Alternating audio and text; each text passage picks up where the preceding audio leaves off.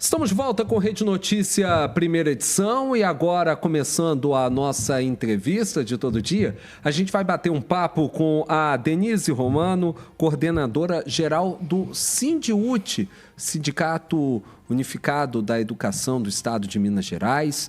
Denise, obrigado pela sua participação aqui conosco. Obrigado por aceitar o nosso convite. Obrigada pelo convite. Estamos sempre à disposição. O que a gente pode fazer de panorama do que foi a educação, de como está a educação de Minas Gerais durante todo esse ano de 2025?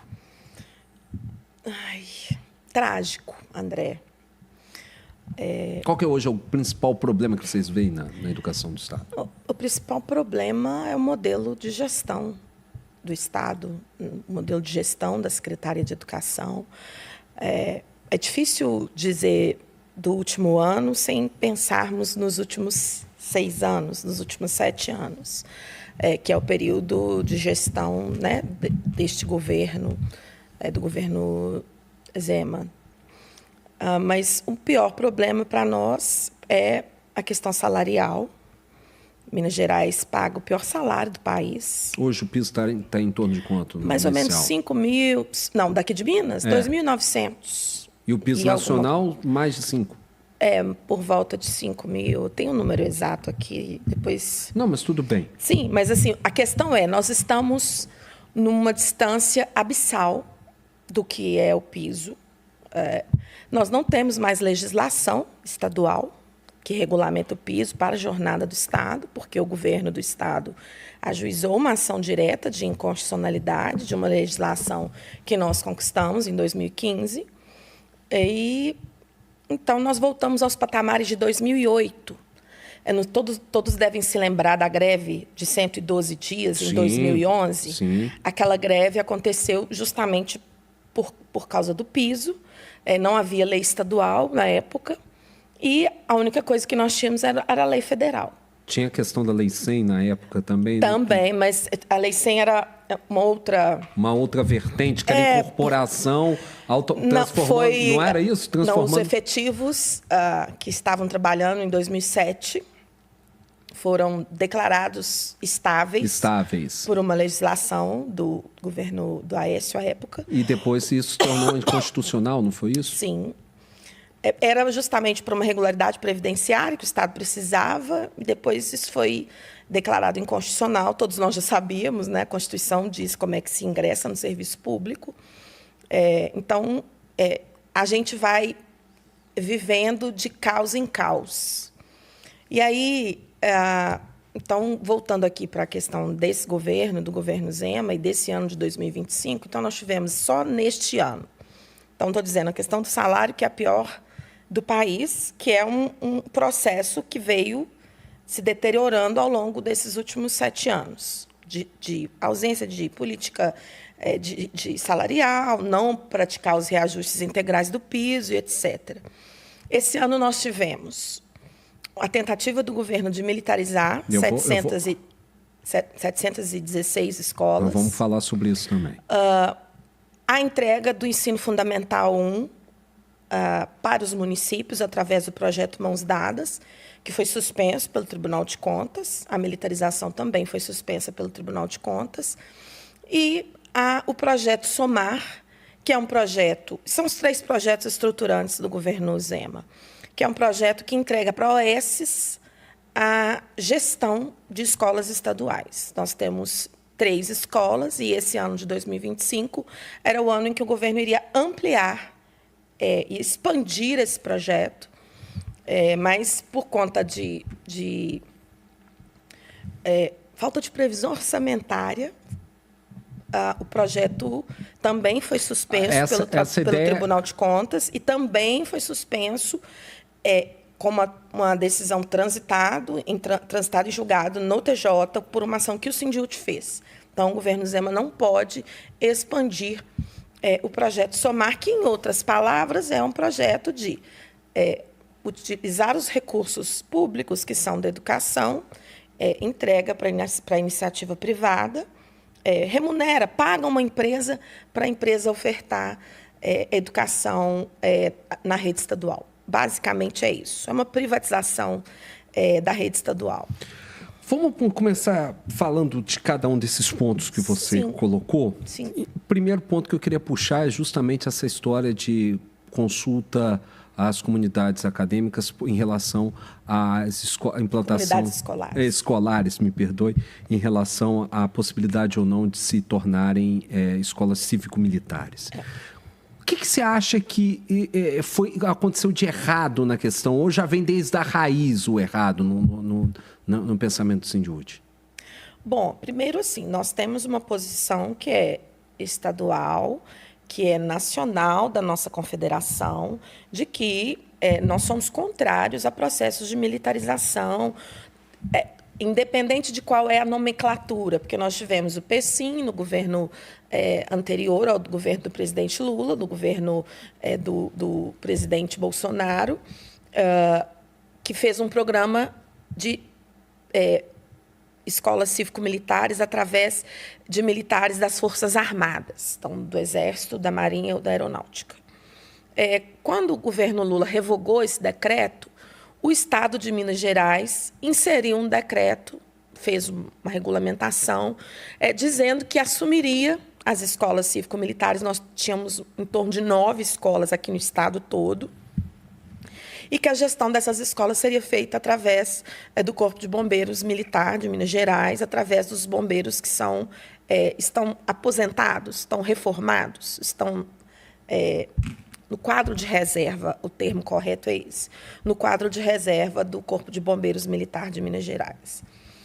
E, no final do semestre passado, então é um assunto que é polêmico, é um assunto que é na nossa opinião, nossa do Sindiúti, da nossa confederação e acho que de qualquer outro sindicato que representa trabalhador em educação no país, é uma usurpação de competência, porque nós não entramos numa sala de cirurgia e tomamos o bisturi da mão de um médico para fazer uma cirurgia. Nós não invadimos ou ocupamos um batalhão, sabe? São assim, cada um dentro da sua esfera de competência. Além disso, a escola e a violência que nós temos enfrentado na escola e que o governo não responde da maneira adequada, da maneira pedagógica como ela deve ser respondida, ela também não é respondida por projetos de escola cívico-militar. Nós temos outros estados que têm um número grande, um número estatisticamente maior, inclusive, do que escolas regulares, e os problemas continuam acontecendo.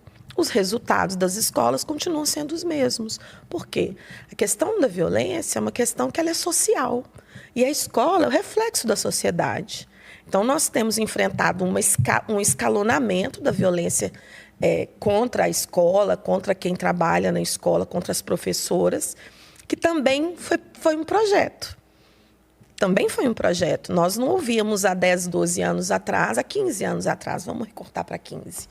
Por exemplo, professoras serem filmadas na sala de aula e serem denunciadas ou serem chamadas de vagabundas por parlamentares, por exemplo, nas suas redes sociais, porque elas estavam doutrinando ideologicamente determinadas turmas, sabe? Então,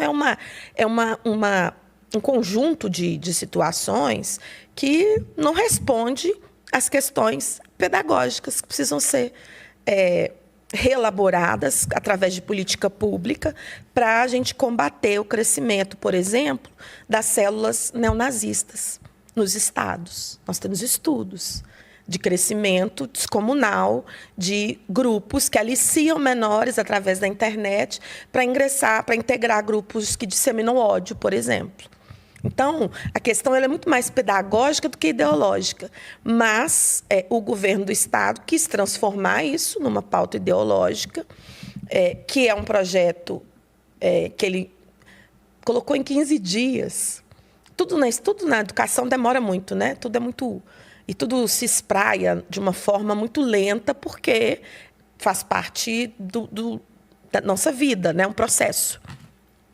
Em 15 dias, mais de 700 escolas tinham um prazo para consultar a comunidade e para informar a secretaria se tinham ou não interesse de se transformar em escolas cívico-militares.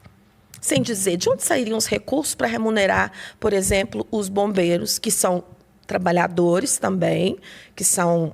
inclusive, eu sou casada com um bombeiro militar reformado, então, que são trabalhadores, que não tem política de valorização por parte do Estado, mas de onde sairiam os recursos para se remunerar bombeiros que estão reformados para atuar em escolas estaduais? E isso o Estado não conseguiu responder. Ele não conseguiu responder, sabe? Então, nós estamos lidando com serviço público, não tem uma varinha que é agitada e que o recurso brota do chão. Não é assim que funciona. Então, por isso, além da grande reação que gerou em todo o Estado, a grande mobilização das comunidades escolares que defenderam a escola, defenderam a existência da escola como nós acreditamos, e também o Estado, acho que calculou errado, sabe?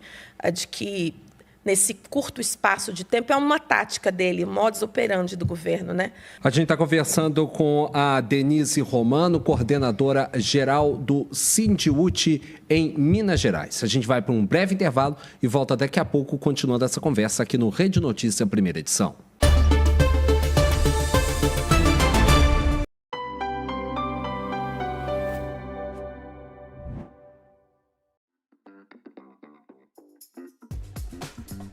Quer dar um rolê imperdível por BH? Tem programa inédito todo sábado às 11h30 da manhã. A qualquer hora, em qualquer lugar, sintonize a América TV, canal 19.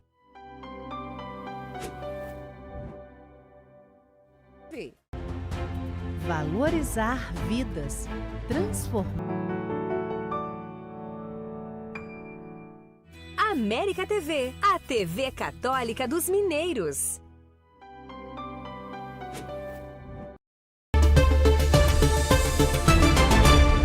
Estamos de volta com a Rede Notícia, primeira edição. Vamos continuar essa conversa com a Denise Romano, coordenadora geral do Sindiúti em Minas Gerais. Minas, nos últimos tempos, não vem conseguindo resultados muito animadores como é que é? SAEB, nas avaliações externas. Avaliações externas que são realizadas, né, em conjunto com o Ministério da Educação. Onde que está o erro nisso tudo? Para entender. É estrutural? É a maneira como estão sendo conduzidos os conteúdos? Ou você vê que vai além disso? Bom, eu acho que é uma questão estrutural. É uma questão de projeto. Educação não se faz com políticas de governo. A educação se faz com políticas de Estado. E o que nós temos visto no último período, na história de Minas Gerais, são políticas de governo. Não precisa dizer, não é novidade dizer para ninguém qual é a política para o serviço público que foi propagandeada, que foi panfletada, publicizada pelo governo do Estado, que era tudo que é público é ruim, nós vamos vender tudo que for possível. E a escola está dentro disso. Então, como a rede, e eu quero deixar muito, muito, muito claro, muito consignado aqui, que a responsabilidade disso tudo não é da professora. A professora dá o seu sangue, a professora tem dado sangue, tem dado a vida, a saúde mental. E a responsabilidade é da gestão. Nós somos, em Minas Gerais, a rede mais precarizada do país. A proporção aqui é 20%. Esses dados são do INEP, lá do MEC, são dados nacionais. 20% dos professores são efetivos, fizeram um concurso, e 80% são contratados precários, com contratos que terminam todo final de ano, que às vezes o governo atrasa para começar o contrato no ano seguinte para não ter que pagar o salário de janeiro, sabe? Nós estamos Isso dizendo... precariza mesmo, também causa uma apreensão nesse profissional de saber se vai ter esse contrato para mês outro de ano janeiro, para a nossa categoria, é um inferno. Aí é de olho em edital, indo lá para buscar isso aí. Isso. Então, esse percentual de precarização combinado com o salário, combinado com um governo que não tem política para a educação. O que nós temos para dizer de saldo?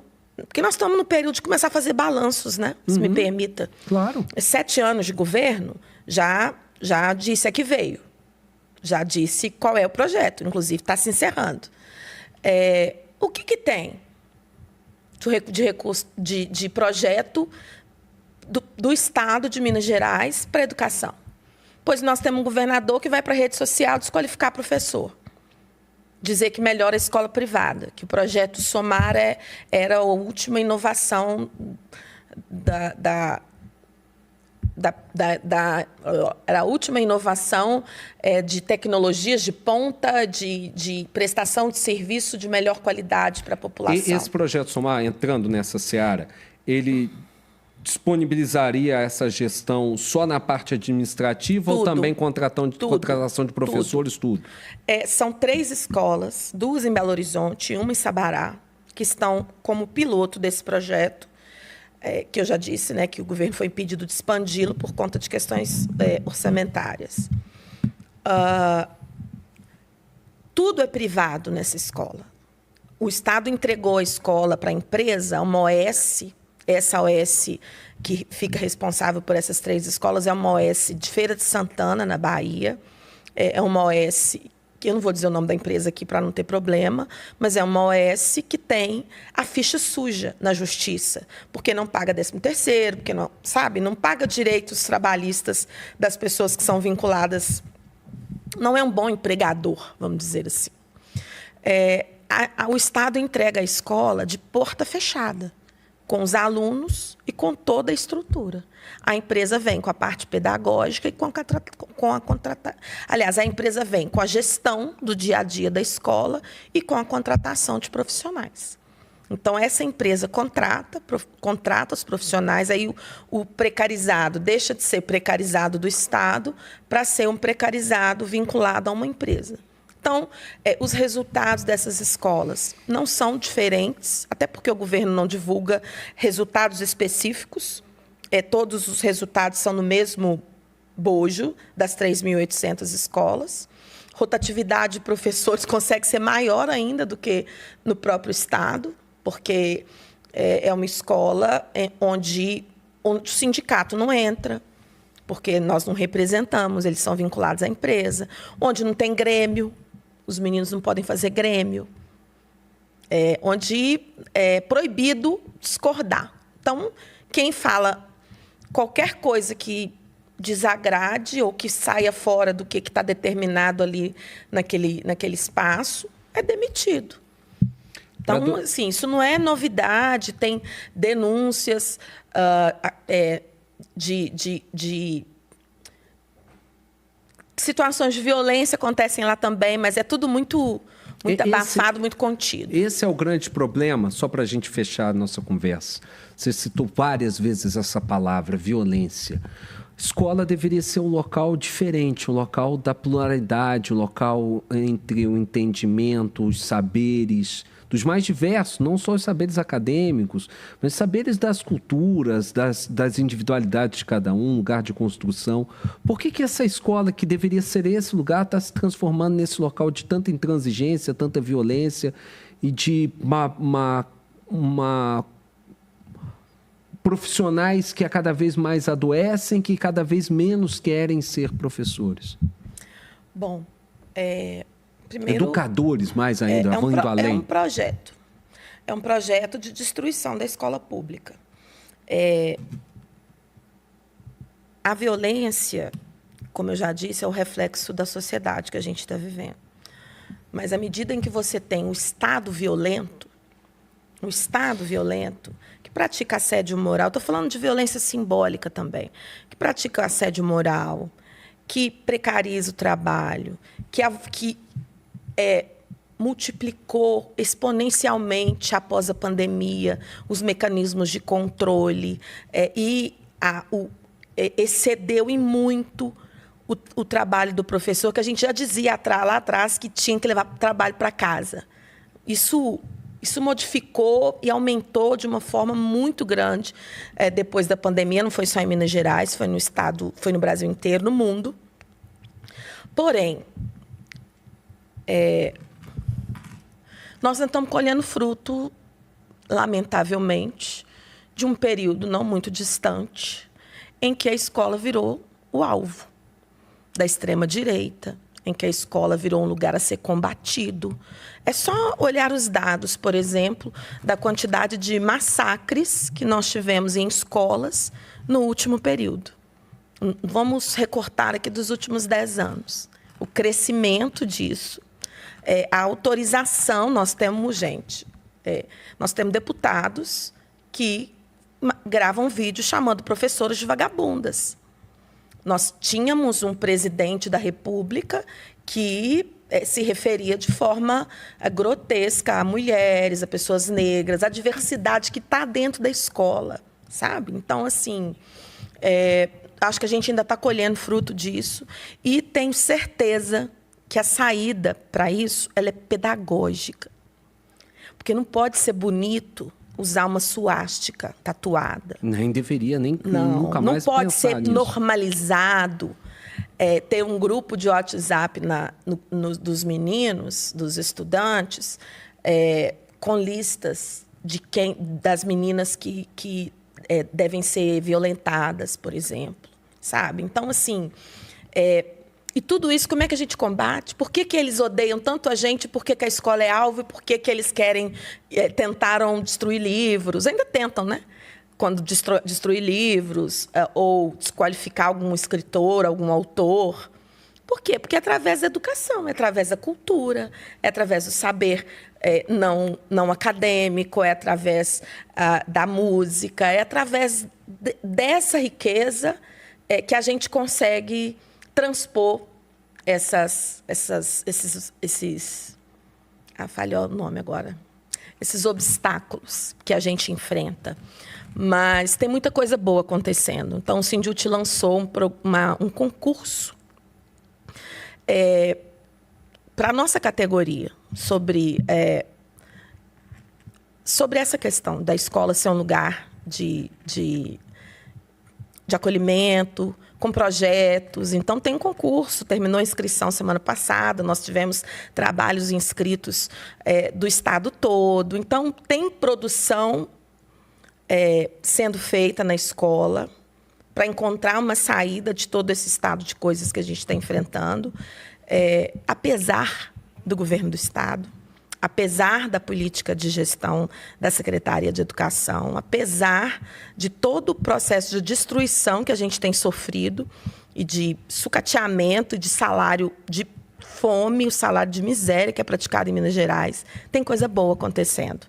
Apesar desse governo, apesar da Secretaria, nossa categoria é guerreira e foi muito emocionante, sabe, assistir e participar junto das mobilizações das escolas, tanto para defender para a escola não ser municipalizada ou para a escola não se tornar uma escola cívico-militar, porque essa não é a resposta que a sociedade precisa, que os nossos filhos que estão na escola pública precisam.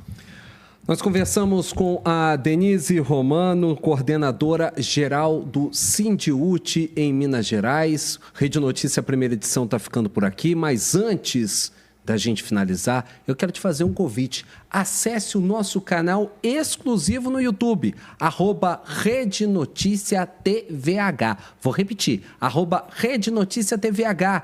Quero você lá junto com a gente. Você pode se inscrever, curtir, compartilhar, ativar as notificações e ficar sabendo tudo o que acontece aqui na Rede Catedral de Comunicação Católica, sempre através do Rede Notícia. Às 5 da tarde a gente está de volta com Rede Notícia, segunda edição. Agora, Júnior Brasil e as novidades do mundo da bola.